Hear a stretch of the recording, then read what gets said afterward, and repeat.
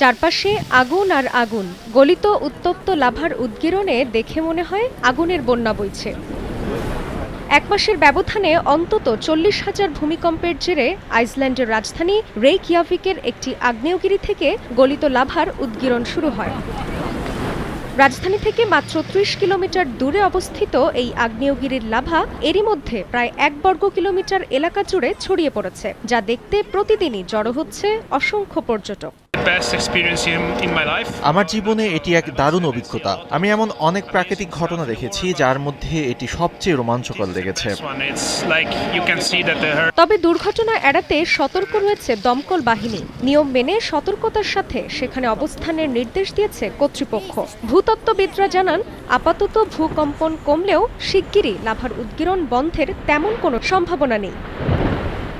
জান্নাতুল সাদিয়া, সময় সংবাদ।